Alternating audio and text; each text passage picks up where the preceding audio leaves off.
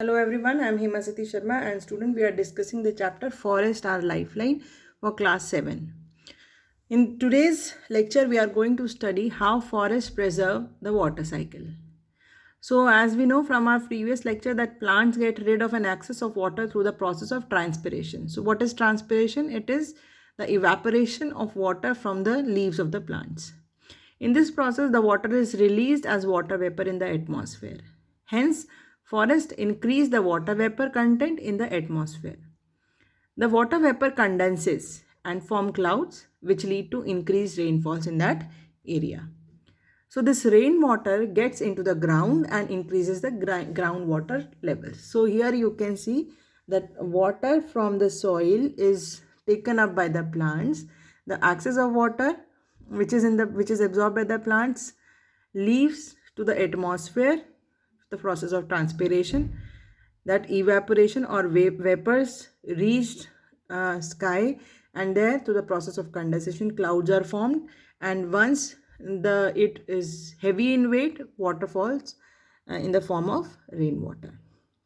In this way forests preserve the life cycle. Next, what is the significance of forest? What is the importance of forest? Why forests are so important resource? Is an important resource because they provide natural habitat for wide variety of animal and plants. So as long as forests are there, the biodiversity will be rich. Now, the forest also help in regulating the amount of oxygen and carbon dioxide in the atmosphere, as we have studied in our previous lectures also, that forest maintains the balance of oxygen and carbon dioxide.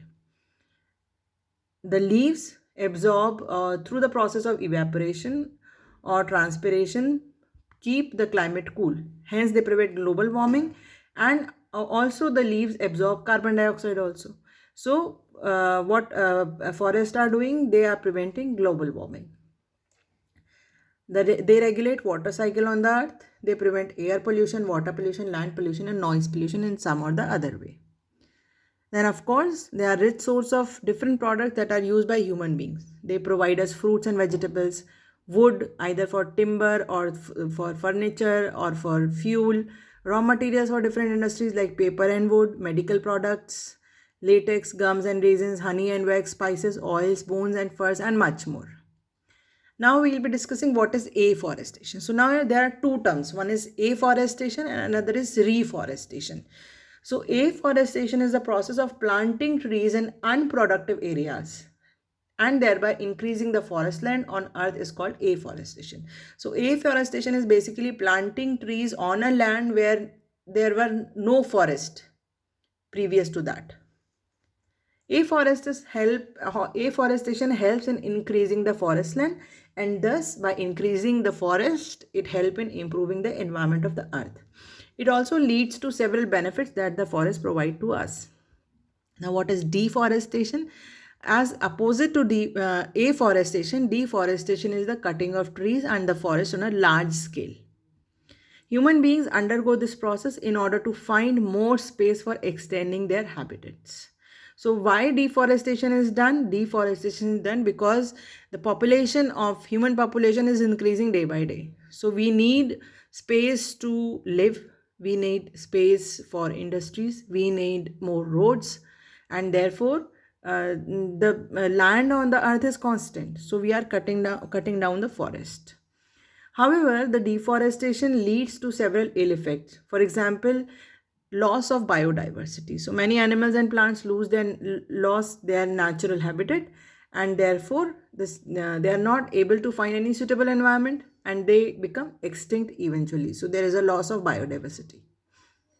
Now, since forests help in maintaining the climate, so when there is deforestation, it will lead to climate change.